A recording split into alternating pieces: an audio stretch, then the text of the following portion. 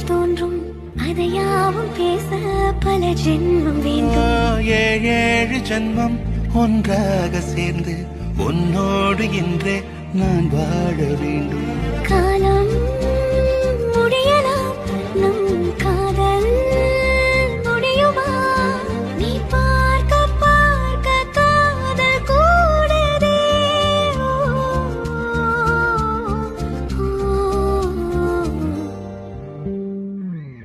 உன்னாலே என் நாளும் என் ஜீவன் வாழுதே. சொல்லாமல் உன் சுவாசம் என் மூச்சில் சேருதே.